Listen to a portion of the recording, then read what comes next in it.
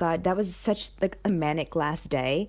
Silly me decided to still work that day, and I still had to pick up my passport. Oh my God, the worst, because it ended up being held up at the Vietnamese embassy longer than I intended, and then go back to work. I was late to my farewell party, said all my goodbyes, then decided I need to get my hair braided because I was like, I don't want to manage my hair while I was abroad. Made it to the airport.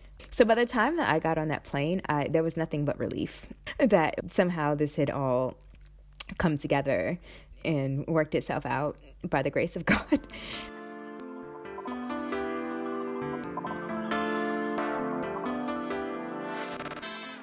Hey everyone, welcome to Flourish in the Foreign, a podcast that affirms and elevates the stories and voices of Black women living and thriving abroad.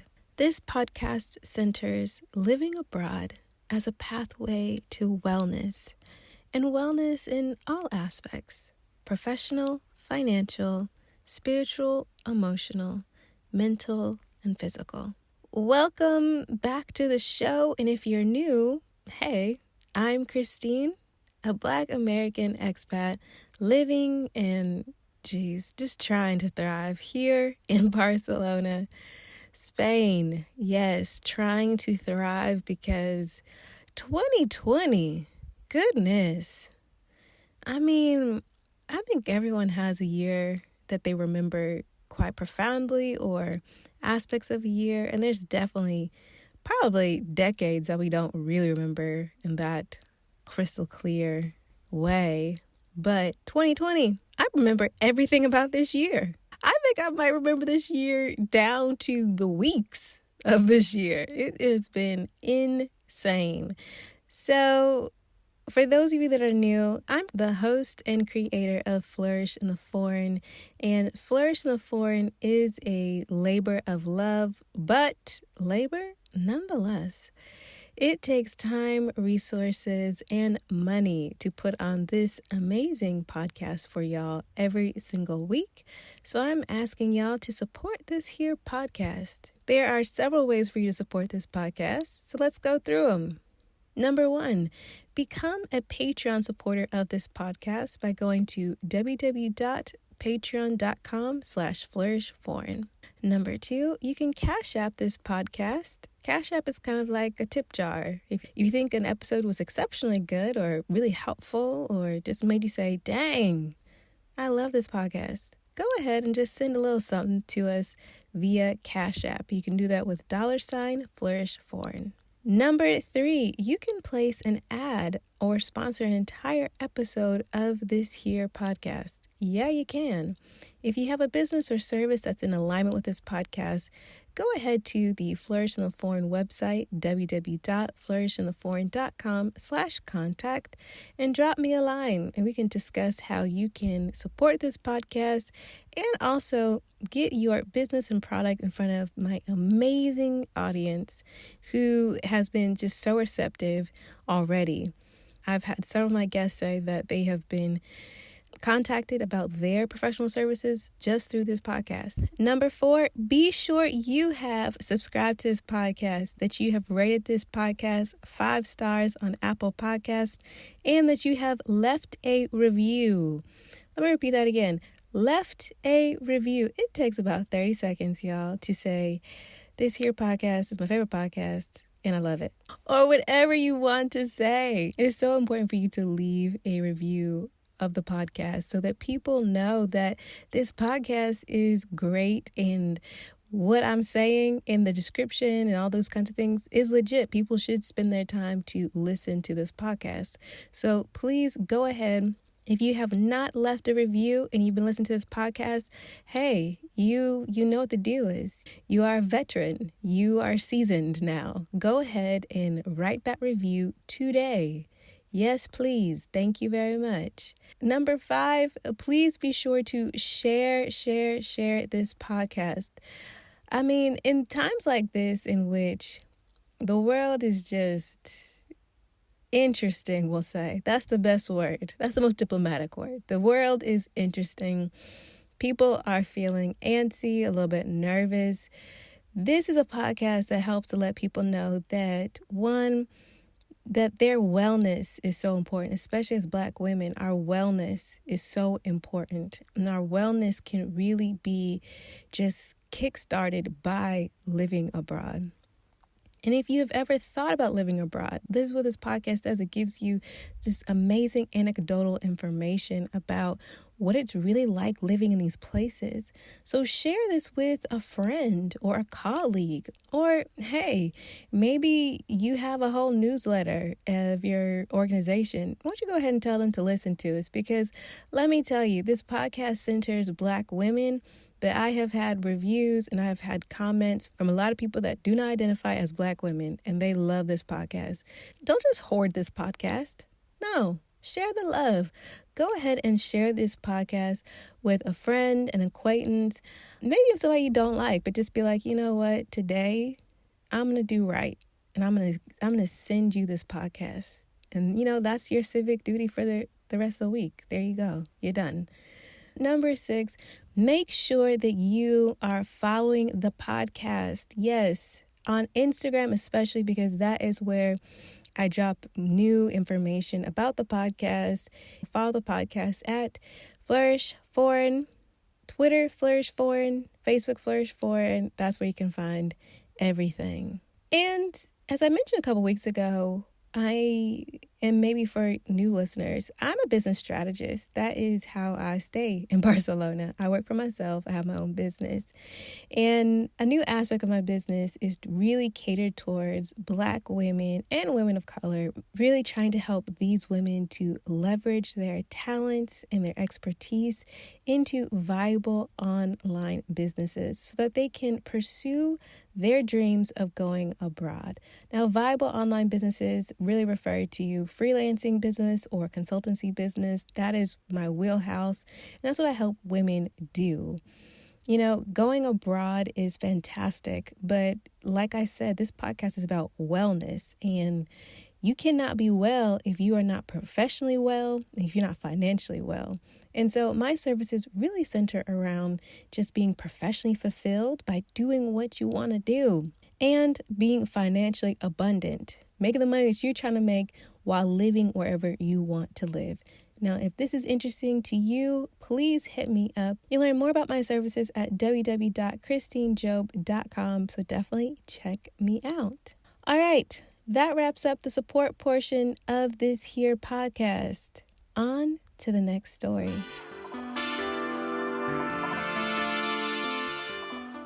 Today's story is fantastic. Like I always say, I say this every week, but it's true.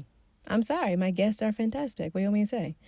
This week's guest is Itiah, and how she ended up abroad and why she ended up abroad, I think very fascinating. But I'm going to let her tell you all about it. My name is Itiah Thomas, and I am 35. I'm from Brooklyn, New York, and I currently live in Brisbane, Australia. I left the States when I was 30 and traveled for 8 months. By the time I landed here in Australia, it was literally a couple of days before my 31st birthday. My mother was always very encouraging of me following my dreams and doing things that made me happy. She understood from a very young age that I was quite an independent person and was thankfully willing to let me go to boarding school when I came home, really excited about that opportunity. I went to a boarding school when I was about 13 in Massachusetts. That was really quite formative for me in terms of meeting people from various countries and being exposed to a lot of different sports and opportunities. That's when I started traveling internationally, and it's kind of been a bug ever since. I've traveled to about 54 countries by now. I asked Itiah to tell me, what was it like going to boarding school? I felt really comfortable being there because I found a family, not quite my own, but a family of friends and teachers there as well. I never felt alone while I was there. I think boarding school was one of the best decisions of my life and in the trajectory that it sent me down. And I am a major proponent of it. It cultivates that sense of independence, or strengthened it for me. And it was in an environment where everyone has such amazing talents. And it was actually really friendly. There weren't many women of color there, but there were. And we're still very close friends to this day, as well as many other friends that I met there. My high school friends, I'd say, are some of my closest friends because we were together during those formative years. For me, it wasn't difficult to be there. It was about 5 hours away, but I was really immersed and enjoying my experience there, and I loved it and would do it again and again. I went to Brown. My degree was in urban studies with a focus in the built environment, and I was always very interested in urban landscapes and cities and how people use space and architecture. So that was one of my drivers. I studied Japanese while I was there, and that started in high school, continued in college. I did study abroad in Japan for about 4 months, and some of the things I studied there besides language was Japanese architecture and post-World War II history. And spend a lot of time roaming around in the streets, and it's one of my favorite things to do while I'm traveling in general. I stayed with a host family while I was there in Japan, which I think that was definitely the key difference. We went to places on the weekends, we had dinner every night together. They were retired, so they were able to spend plenty of time with me, which was great. Going abroad while in college was definitely a highlight, and was my first time living abroad, and definitely opened my eyes to wanting to have that experience again. I'd say the thing that probably delighted me the most of the Japanese culture is how cognizant of space they are in terms of how much space they take up and what their impact is to someone else. The trains, people were quiet and mindful and respectful, even though they're like really crowded. If there was something that someone dropped, someone else would like run behind them and pick it up and put it in their pocket. People were just really aware of the environment and each other.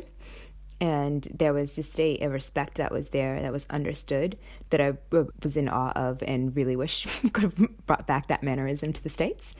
It was really tiring speaking and actively listening in another language. Because I was with a host family, I couldn't just have class in Japanese and then come home and switch off. That would be rude. Had to maintain that while at home. I think it was always interesting and funny to see people's responses when I did understand and could speak Japanese, although albeit not amazing and fluent. I knew enough to be able to understand what was going on. It always took people by surprise, which was funny. It was a great experience. One of the things that I didn't expect was to spend as much time in school as we did. I thought it would be a bit more of an immersion experience in that sense, but we were constantly in class. They're very strict about always studying. My friends were studying abroad in Spain, and they were constantly on school trips and partying out late at night, not really attending class, and so they were having a ball, whereas mine was a very studious experience. So if there was anything I could have changed about that, it would have been that school wasn't as stringent as it was and that I could actually spend more time experiencing Japan. I wanted to know how her career progressed after university. After I graduated Brown, I moved down to Northern Virginia, to Alexandria. I started out in DC in commercial construction project management, and in that space I was able to kind of have a variety of projects.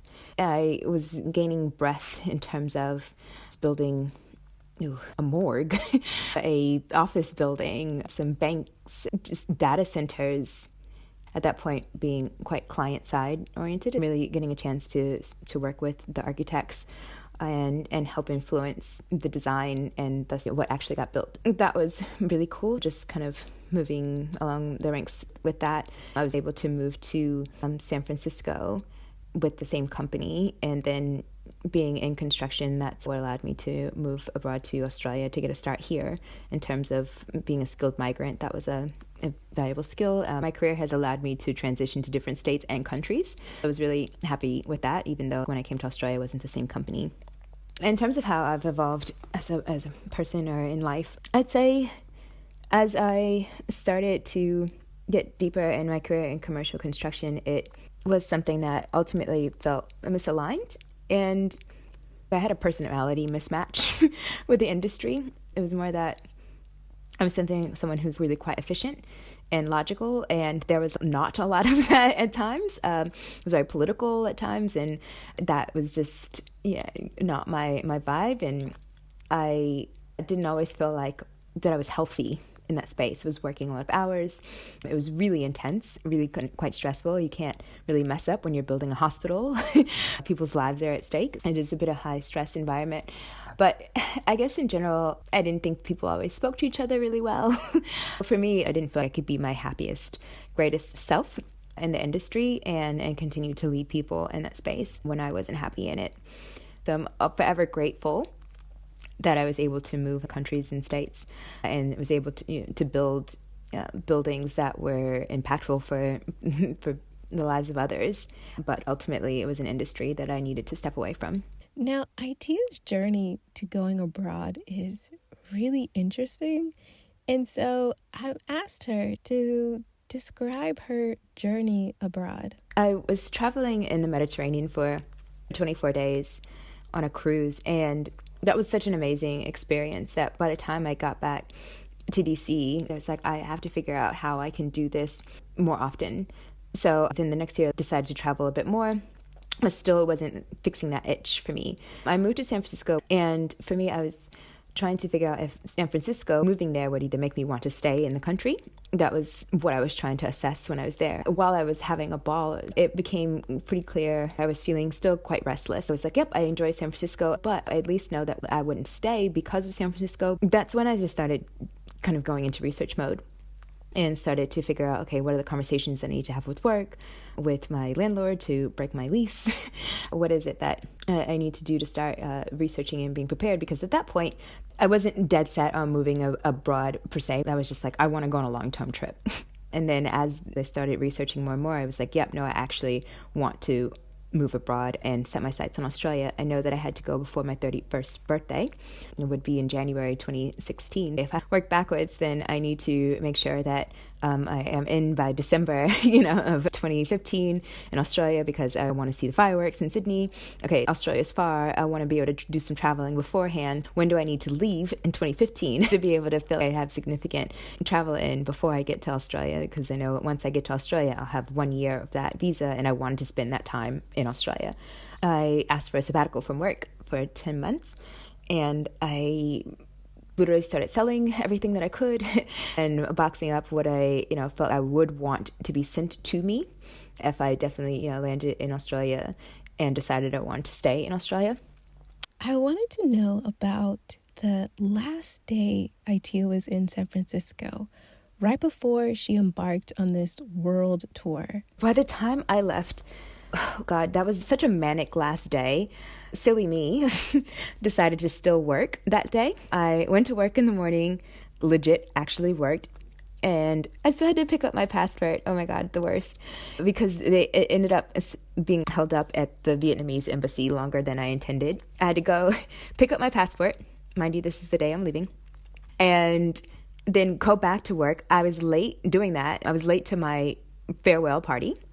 Had my lunch, then went back to work, said all my goodbyes to everyone, then decided I need to get my hair braided because I was like, I don't want to manage my hair while I was abroad. I got my hair braided.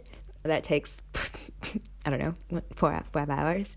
Literally had takeout at the end of it. Ran and hugged my last friend, made it to the airport. Another friend met me there in the airport. We had to send off as well. And literally, that was the most manic last day. I will never, ever do that again. I don't know what possessed me, but by the time that I got on that plane, there was nothing but relief that somehow this had all come together and worked itself out by the grace of God. The only thing I booked for myself when I left the United States was a one-way ticket to Thailand for 7 days at a retreat. that I was starting off with fasting and meditation and yoga, and that's how I was starting off my trip. I did not book anything else besides that. That was intentional because I really wanted to see where life took me. I had an idea of the route kind of that I wanted to go in, but didn't book anything.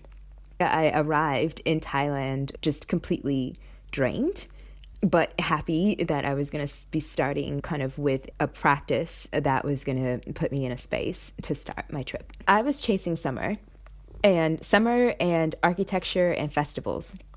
That was what was helping guide my route. So I left in April of 2015. It was springtime. I was in Asia for 2 months, 4 months in Europe, another 2 months in Asia as I worked my way down to Australia. I wanted to know, how did she end up in Australia? Sydney was a place I visited in 2013, and I felt an immediate connection to Sydney when I visited then. I remember being on this walk from Bondi to Coogee, these two beaches, and I remember texting with a friend that I think I found the place that I want to live. It was just such a deep and immediate connection with it. Between the vibe, it didn't feel that different from San Francisco. I thought it was just geographically really pretty. I could see myself there, and I saw neighborhoods that I was interested in living in. That was really key for me as well. I picked out my favorite wine bar that I would spend time at. I could already envision myself there.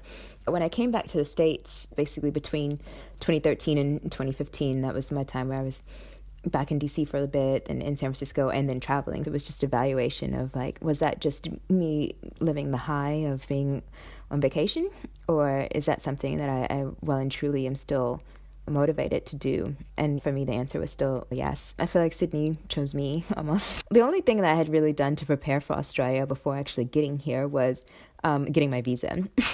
I got my visa, a 1-year working holiday visa, and it wasn't until about 2 weeks before arriving in Australia did I actually start to be like, oh, I guess I have to look for some accommodation and stuff. Really, what I started to realize is that Sydney is a major place for people to come for New Year's. And at that time, the hostels have basically 2-week minimums, almost, or 1 week minimum for you to stay. And they jack the prices up. Here I am, just before arriving in Australia, not actually having a place to stay. To be honest with you, I wasn't sure if I was wanting to stay in Sydney or Melbourne. I had been, in my research, was like, oh, maybe I'll give Melbourne a second look. At first, I was thinking, okay, I will spend 2 weeks in Sydney, and then I'll spend 2 weeks in Melbourne, and from there, I'll decide which one I actually want to live in. That was what my thought process was 2 weeks prior to arriving in Australia. Thankfully, I had a friend who I met super randomly. We happened to sit next to each other on a bus a year prior, and within minute 2 we were both saying how interested we were moving to Australia. Anyway, she had moved to Australia before I did and was my kind of connection here. I was like, hey, oh my God, can I stay at your house? And she's like, I'm actually not there. I'm back in the States, but let me just check in with my flatmate and make sure it'd be okay for you to stay in my room while I'm in the States. And thankfully, her flatmate came back and said that was fine. She was like, you can stay here for 1 week until I come back. And I was like, okay, well, 1 week is good. I can do that. It wasn't until the 2 days before I got on a plane to arrive basically on the 27th of December into Sydney did I decide that I was like, you know what? I felt really strongly about moving to Australia because of the experience I had in Sydney, not the experience I had in Melbourne. Let me just full on give it a go and move to Sydney. And if for some reason I'm not liking it, then I'll explore Melbourne. When I got to Sydney, I just threw myself into looking at websites to try to find someone who was looking for a flatmate because I had a week at my friend's house. And then literally she was about to come back and I begged her. I was like, can I just stay on your couch during this next week? Because just before she got back, literally I found a place, but they were like, okay, you can't move until January 10th. She allowed me to stay on the couch for another week until the place that I wanted to stay at was available. That was my start. And I already knew I wasn't going to have a job for my first 6 months or so because I didn't want to work, wanted to get entrenched in the lifestyle, potentially start my own business. So my first 6 months was focused on how do I do that? I've never done this before. And I've never done it in a foreign country. And I don't know anyone here except for this one friend who we didn't actually connect with all that much once I was here. She was crazy busy and never really had time to really hang out with me. I spent a lot of my time actually going to meetups to I get to know people. There were either meetups with women and meetups with like entrepreneurs. Spent a lot of time going to entrepreneur hubs and listening to talks and meeting other entrepreneurs, because in general, love the energy of entrepreneurs and the openness and just how entrepreneurs think. I spent a lot of time in that space. And I'd say in that time period, I just got to know a lot of people who are still very close friends to this day that I made in my first 6 months. The 6 month time period was like, okay, how can I get this business started? Because that was going to be one of the ways that I thought I could actually be able to stay and didn't have to go back into construction. But lo and behold, that was not going to work out because they changed the laws. I couldn't self-sponsor through my own company. I wasn't eligible to kind of come in on my own merit. I was a skilled migrant. Because my undergraduate wasn't in construction management, it was in urban studies, I couldn't come in completely without having to be sponsored by a company. So towards the end of my first 6 months, it was like, okay, I need to figure out how to shelve my company that I've started and get a job in construction so that I can get sponsored and start working for a company in this last 6 months so that I don't have to go back to America.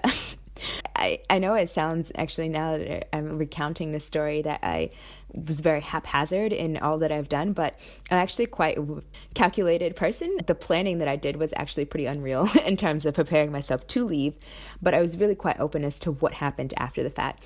And I knew that I had savings and I was intelligent enough and flexible enough that I would be able to figure it out. And worst case is that I ended up back at a job in San Francisco, which was not going to be a bad option. But this first 6 months and the second 6 months looked very different from each other here in Australia. I wanted to know how Itiah went about finding a job in Australia in her industry. It was primarily between job boards and recruiters. So, and anyone that I could find that knew someone who knew someone. I'm not shy. I'm very willing to put myself out there and saying that this is what I'm looking for. Seek.com seek.com.au is a big job board that's here, Indeed, as well. I had some connections in the States with some people like for Jones Lang and LaSalle. I was like, hey, do you have anyone that you can put me in touch with here in Australia? Reaching out to existing contacts with that. But how I ended up actually finding my job was through a recruiter. And I was paying attention to the job boards and seeing which recruiters, which companies were putting out the kinds of jobs that I was interested in. And then I'd contact those recruiters directly and say, hey, this is what I'm after. A job that I applied for, that job wasn't the one that the recruiter thought that I'd be. He basically was like, hey, there's another job that I think you'd be even more suited for. And he put me forward for that. I will say, like, I very much had to negotiate the terms myself, or rather I felt more comfortable to negotiate because this is not really a culture where people push for things. And me, I don't know if it's my New York ways or whatever, but I'm not someone that takes no very lightly. So I had to definitely negotiate my salary and definitely prove that I had the experience, because there was a lot of translation. Although we're all speaking English, there was still translation of titles and experience that I had to do, like literally at times drawing on a whiteboard for them to understand the experience that I had. And I had to negotiate the terms of me, being sponsored by them as well, because at first they were only going to offer a 6-month position, and I was like, no, I need a full-time position and I need you to sponsor me. But those are all things that I had to negotiate myself. The recruiter wasn't willing to put me forward for the amount that I said that I wanted to be put forward to. I was like, please step aside. Thank you for getting me in the door. I will finish this. Thanks. In terms of the construction climate and work culture here, actually, I didn't find it to be all that different, which is unfortunate. I was hoping that it would be. I feel like construction is just a different beast in itself, and it doesn't really matter what country you're in or what side of the coin you're on. It's a rough industry. So I feel like it transcends location. I wasn't completely comparing apples to apples in the sense like I was on the owner's rep side working with a government agency. Before I was on the builder side working with public and private entities.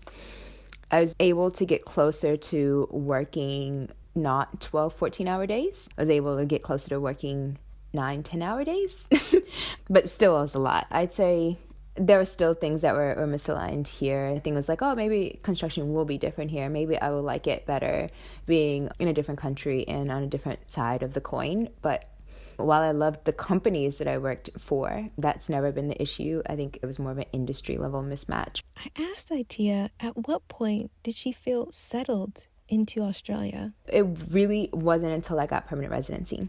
And that was February 2018, 2 years in. While my day-to-day life was fine, I felt at any moment, if they came back and said, no, you didn't get permanent residency, that was my third attempt in terms of, not the third attempt of permanent residency, but third attempt to be able to stay in the country. I tried to self-sponsor for my own company, and I tried to get in by not having to be sponsored at all. And now, so this is my third attempt. And if that didn't work, you have 28 days, I think, to leave the country. That was part of the reason why I didn't get my own place and just stayed with someone else. Because here you have to buy your own refrigerator and washing machine and stuff. You have to furnish a place. And I was like, oh my God, there's no way that I can sign a lease and furnish a place and definitely decide that I'm going to stay in this industry, or even think about moving from my job because my sponsorship was tied to me being in this job.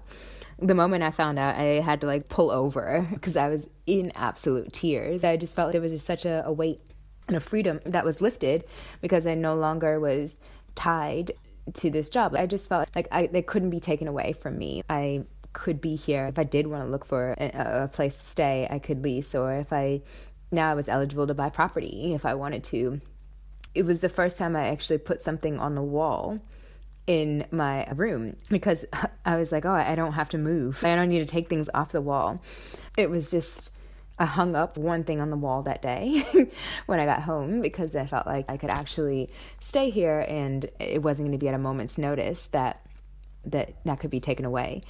I want to know more about the permanent residency process in Australia, and I asked Itiah to describe it. And I asked Itiah to walk me through it. My process is probably easier than what a lot of other people would probably have to go through. And that's because my skilled was on their skills shortage list of what they basically deem as not having enough people in Australia to fill that role, which is project management. At first I went at it alone because it just looked pretty straightforward. But then I realized that the code that I was initially applying for wasn't going to be something that I was going to be eligible to get permanent residency under because I didn't have an undergraduate degree in construction management. I had a phone call with an immigration agent just to understand the code that I can apply under. Because I did a lot of the paperwork myself, I worked with another agent. She just really had to look it over and make sure that it was conforming. And she worked with my employer to make sure that they had all their ducks in a row as well, to be able to go through the sponsorship process with me. It was about, you had to go through a third-party assessment to basically confirm that, yes, you have the skill set that you say you have. It wasn't a test or whatever, but they basically looked through all your credentials and your degrees and your work history. I was able to actually apply directly for permanent residency. A lot of people who come over, from my working holiday visa, and a lot of people have to come over do sponsorship maybe for 2 years for a company before they are eligible to start applying for permanent residency. But because of the visa class I was under and the fact that I was a skilled migrant, I was able to apply directly for permanent residency. That cut out 2 years of the process. Then it was just a waiting game for them to come back to me on that. And then all of a sudden one day I said it was just granted. I was really lucky in that sense. That was really nerve-wracking, trying to go online and see if there was any progress. No one was contacting you. From the moment that I submitted to get assessment took about 3 months, and then you have to pass assessment before you can actually submit for your permanent residency papers. Then from permanent residency papers to actually hearing back, that was 14 months before it actually got granted. That was the permanent residency process for me. I became eligible to apply for citizenship pretty much by the time I hit my 4th year in Australia, because you have to have permanent residency at least one of those 4 years, in which case I had it for 2 years. and I'd been living in the country for 4 years, and other requirements. You can't have been out of the country for a certain number of days in a certain period of time. The citizenship stuff was pretty easy. Once I just showed my eligibility to apply for citizenship, that within 3 months, 2-3 months of that, then I got a notification for me to be able to sit for my citizenship test and kind of interview. That was supposed to be the 22nd of May, but because we can't do any of that in person, it's now indefinitely postponed.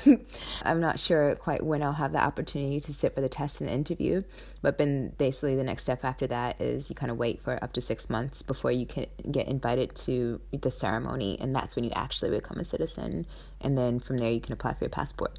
I asked Itiah about her experience being a Black woman traveling abroad. I probably preface this by saying that being in boarding school and college and DC, although people consider it a chocolate city, it's actually still, I've already was really quite used to being in the minority. I didn't feel that was really any different by moving to Australia. I felt my life experiences had prepped me for that. I didn't really find that to be jarring. Traveling has prepped me for that because there are not as many Black women traveling that you see as well. I know that we exist. I even have a Facebook group. It wasn't really a jarring experience. Yes, you'll get looks. That's what people do. So, and I don't know whether to attribute that necessarily to me being Black, me being a woman. They might find something that I'm wearing that day intriguing, something about my appearance. The fact that my boyfriend is an older white male, and we're interesting mix of our family dynamic with his children as well. I mean, people can be looking at me for any number of those reasons. I have no idea, but I guess I didn't feel uncomfortable moving here. I think that probably being American from New York and living in San Francisco, there's a cool factor in that played to my advantage for the acceptance as a foreigner to the country. And I would say that I had a relatively smooth transition being a woman of color here. I asked Itiah to describe dating in Australia. The dating scene in Australia, and I'll even say that I can't necessarily blanket statement Australia per se. I can only speak about Sydney in particular. And I'd say that I didn't think the dating scene was amazing at all. I think it's one of the downfalls of Australia that I think is really unfortunate is the dynamic between men and women. I was used to courting in the States. I found men to be quite forward when they're interested, and really to the point that you're just like, I'm not interested, please leave me alone. But they weren't shy.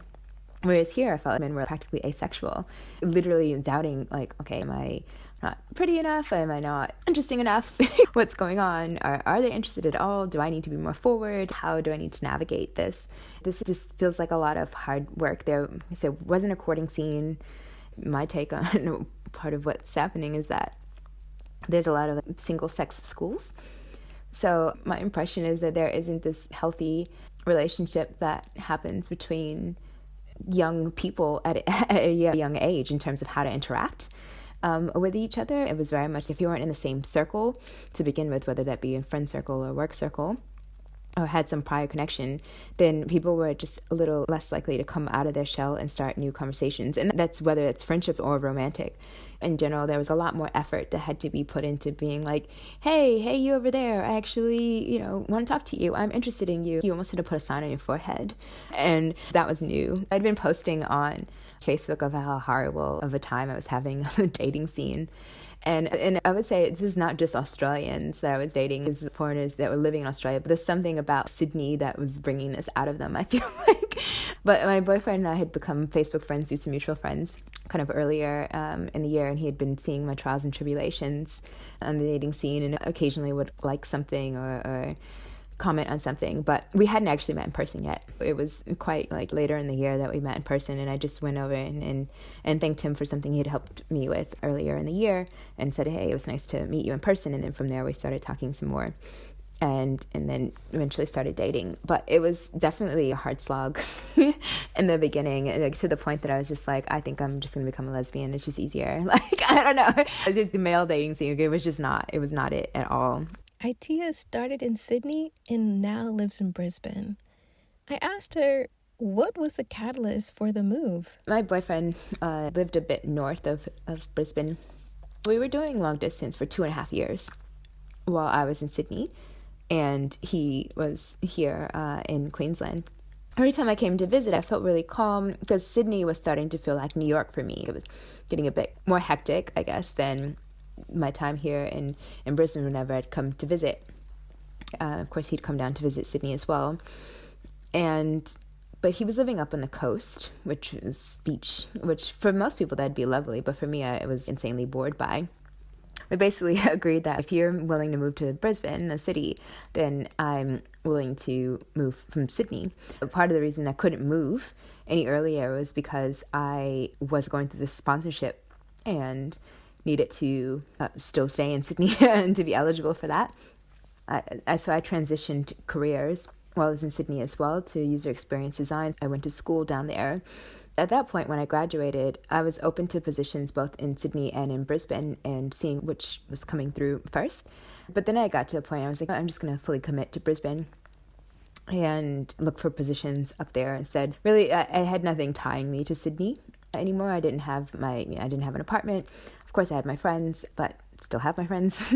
And I was going to really give it a go with our relationship by being like, let's move in together up here in Brisbane. The timing worked out well in terms of no longer needing to be committed to staying in Sydney. And he said willing to move to Brisbane. So, it's been July will make 1 year. I asked Itiah about being in an intercultural relationship and how was her experience thus far and how did she successfully navigate it? Language is more of a factor than I would have thought.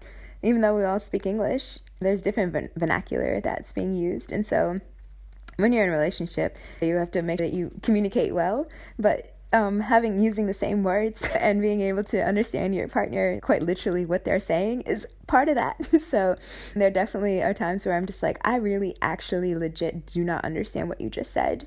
Either it was the accent or it was the words that he used. That was another dynamic in understanding each other. Thankfully, he's quite worldly person and had traveled quite a bit. We have perspective-wise and outlook on life. We're quite aligned as individuals. That's broaching culture. This is the first time of me dating someone with children, of which their children are very much young and in their life. He basically has children 50% of the time when we first met. So I was like, playing stepmom-ish for 3 children, 2 younger boys and a teenage now woman. She's 18. And so that was new in terms of having instant family.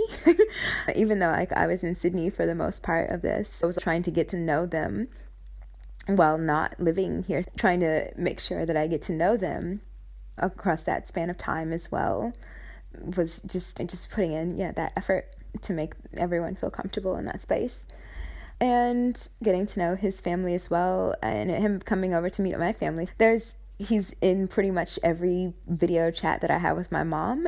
He's involved at some point in it. My family knows him well. He's only been to the States once to hang out with my family. They know who he is. They ask and check in, with him. So that's been great to be able to bring him into the fold of friends and family as well. In terms of being intercultural, it's not new for me to date someone that's not of the same race. That wasn't new to me, or a different nationality. I was doing that when I was living in the States. Those aspects weren't necessarily new here for me in Australia. Now, whether they were new for other people who were observing it, different story maybe, because we have an age difference and as well as ethnicity and nationality. We definitely do occasionally get some look as people try to figure out what that dynamic is his daughter is taller than me and looks more grown than me when she does all her makeup up and whatnot. So I could see people kind of wondering like, oh, is he dating the daughter's friend? Who is that? It's the daughter. You can see it on their faces trying to figure it out in the mall. It's funny. If I took it personally, all the times that people looked and stared at me or wondered or asked me questions or came up to me, I'd be in a ball in a corner somewhere. I asked Itiah about the Australian response to COVID-19 and what her impressions were of the response. Look, I'd say this is probably one of the best places to be, except for maybe New Zealand. I say that because we have had restrictions, but probably not as many restrictions as what I've seen on the news in other countries. And I'd say that's been a mix of, one, we just have a lot less people in the country, and thus they're spread out. We have, I think it was like about 24 million people in a country that's pretty much the size of the U.S. We have a bit more space to move around, and the lifestyle is very much, people have really big terraces and backyards and stuff. So you can be inside self-isolation, but still not feel you're cooped up in a tiny apartment. So if anything, I was just like, oh, I got to enjoy my backyard a bit more. People weren't really wearing masks in wide scale. Yes, there were moments of things being off the shelves, but that didn't last for long. It wasn't a supply issue. It was people were just in panic mode initially. I feel like this quote unquote lockdown hasn't really been as severe as it's probably been in other locations, and where the community transition hasn't been as high, and cases in general weren't as high. I do think that they did get on top of it sooner than maybe some other places. Even at the height of this lockdown, we were still able to go out to exercise and to take a walk. It wasn't like, oh, you just had to go to the grocery store and come back home. I felt like there were restrictions in place to make sure that people were in a safe space and distance and whatnot, but it wasn't this complete, you need to be in your house at all times. I appreciated that. Because Itiah is an avid traveler, she started the Women of Color Travel Facebook group. And I asked her to describe to me why she created it and what the community is like. I was wanting to create a space where women of color felt like there were other women of color who were doing what they were doing in terms of traveling, and to share their stories and their experiences and encourage and inspire other people to do the same. It's a group of about a little over 700 women. And except for me, it was very important to not have it just be a group just for Black women. I wanted it to be a group for women of color. I was asked to join my group with another group that was specifically for Black women traveling.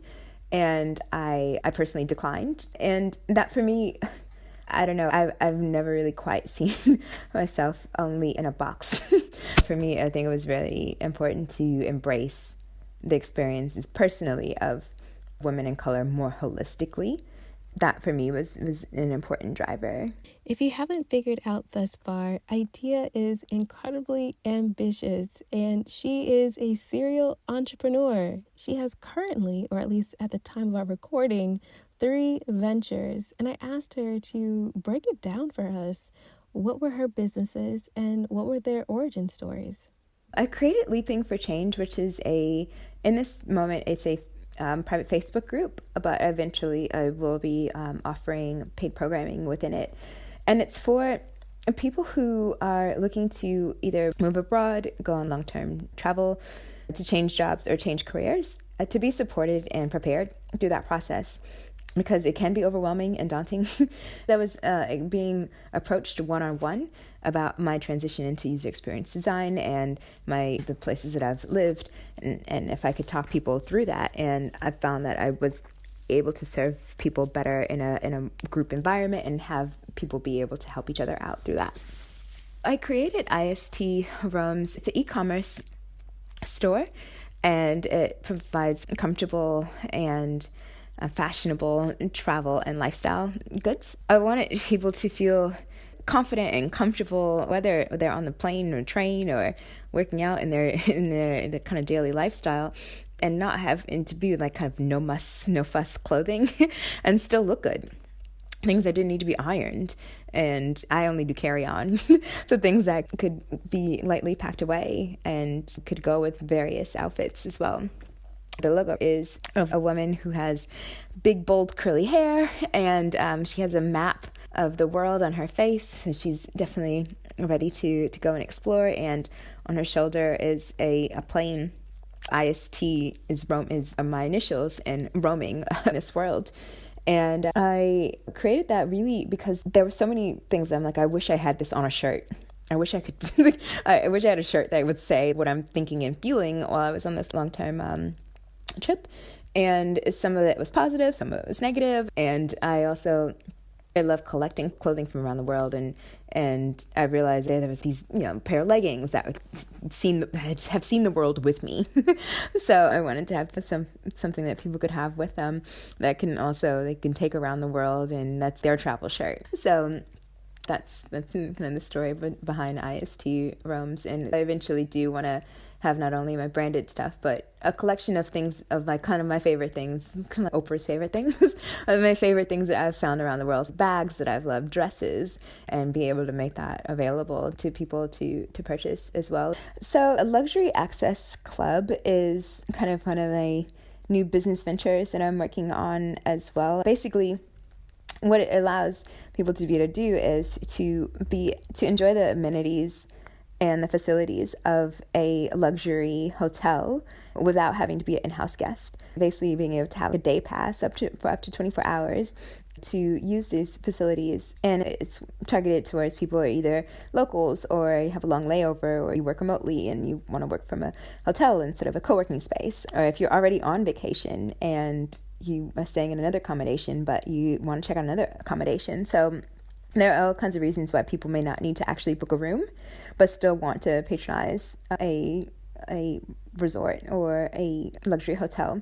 I'm really excited to see where that's going and liking the energy and how well that's being received from people. I asked Itiah to give some advice about starting a business abroad. Advice for starting a business abroad: look, really trying to connect with the entrepreneur community in your country, whether that be through meetups or co-working spaces, but really trying to, or Facebook groups or what have you, LinkedIn groups, but really trying to get connected with other entrepreneurs is like really huge in that space, because then they can help navigate things for you, and just great people to know. Just having some finances to help you get through that. So not only personal finances that help you get through your month-to-month expenses, but the extra finances that you'll have to be able to fund the business until it's able to get to a point where it can help fund you. And just say the network part of it is really huge, because particularly countries where people feel like, they want to work with someone who has local experience or someone who understands the local market, the alignment, if you can get aligned with locals, and whether that be through collaboration or just people to introduce you to other people, and then that'll help people feel comfortable that you understand the local market if you are trying to do a location-based business. If you're trying to do something that is purely online, and your target audience rather is not any particular nationality and whatnot, then all good. That's great. I would say try to make sure you have something that can have some kind of online aspect to that you can be able to scale. You'll have to think about what currency you want to offer things in. Time zones are something that you're aware of, and how you're going to navigate time zones and have people be able to see things in their time zone as well, and make them aware of time zones and your availability in the time zones. The banking as well, how your funds, understanding what your requirements are to be able to open up whatever you need to, that you can receive your money.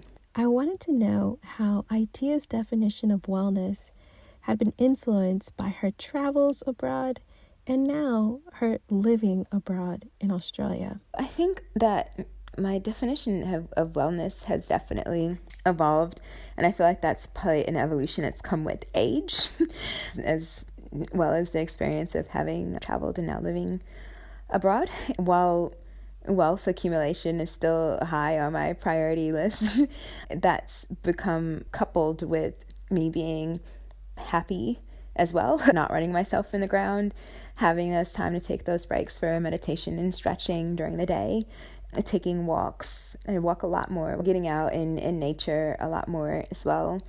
It's spending more time writing and thinking. My money is not spent on material things. It's very much spent on experiences. Didn't have as many possessions for a good portion of about 3 years or so while I was traveling and then getting settled here in Australia. So I was able to live a more minimalist lifestyle, really interested in having a more balanced, aligned lifestyle. And if things are not in alignment with that, then it's not in my circle. And being more vocal about being my whole self.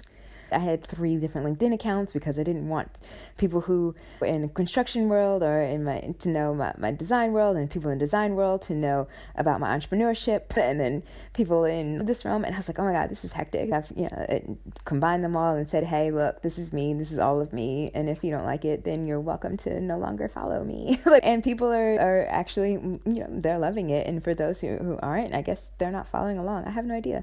But I'm not worried. I think wellness has been being more comfortable with self and more explicitly stating who I am to others. They can either be aligned with that or not. And wanting to be more happy in my career and finding my stride in my career and making sure that I don't kill myself in the process of doing that. What an awesome story. Thank you so much, Itiah.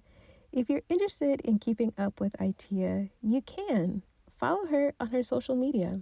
Either my LinkedIn, Itiah Thomas, Itiah Thomas, Thomas. So my Women of Color Who Travel is a Facebook group. Leaping for Change Facebook group. LuxuryAccess.club is the website for the landing page right now. On Instagram, those are all kind of the same handles as well. Itiah Thomas is Instagram as well, same with Twitter. So istroams.com for the e-commerce store. Pick your poison. It depends on whatever platform, but I'm pretty much on all of them. That's how you can find me. Thank you again, Itiah, and thank you all so much for listening to this episode. I really appreciate it. If you enjoyed the episode, please be sure to support the podcast via Patreon, www.patreon.com/flourishforeign. Also via Cash App, $flourishforeign. If you're interested in placing an ad with the podcast, go ahead and check out www.flourishintheforeign.com/contact and drop me a line. Also, if you identify as a woman of color podcaster, aspiring or current, definitely be sure to check out the WOC Podcasters Insiders membership. It is a fantastic membership. I'm a member of it, and it really provides so many great insights for so many different levels of podcaster.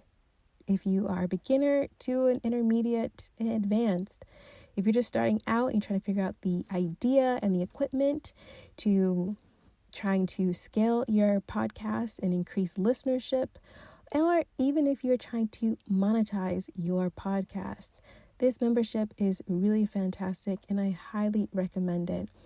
If you're interested in joining the membership, be sure to use the Flourish in the Foreign affiliate link, which is located on the website, and you can also access it through the link on the bios of all of our social media. So any of the social media bio links. So please utilize our affiliate link. It's no extra cost to you, but helps support the podcast. And of course, thank you to Zachary Higgs, who produced the music of this here podcast.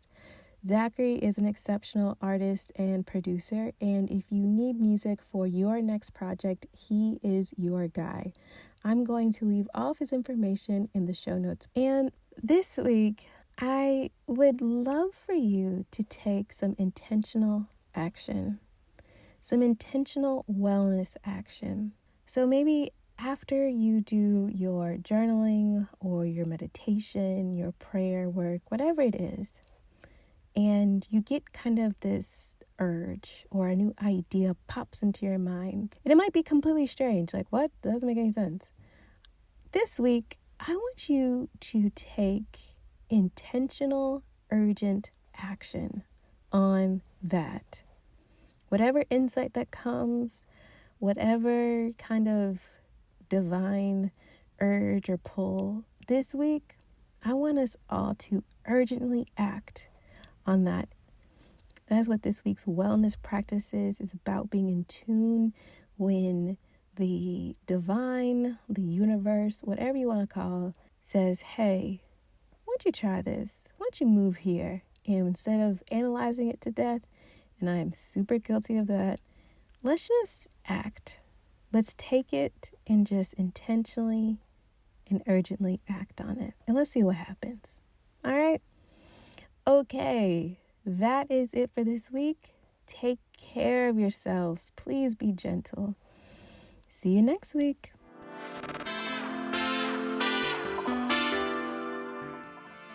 On the next episode of Flourish in the Foreign, I went to the first class, and after the instructor, she says to me, did you like the class? And I said, I had a good time, but I really need to know where you get these shoes. They're beautiful. Like these Tango shoes, I've never seen them before. And she says, oh, well, they're imported from Argentina, and you should probably wait until you're sure about the dance before you go invest in expensive shoes. And I was like, lady, just tell me where to get the shoes. I don't care if I ever dance tango again. But I stuck with the dance, and I literally never stopped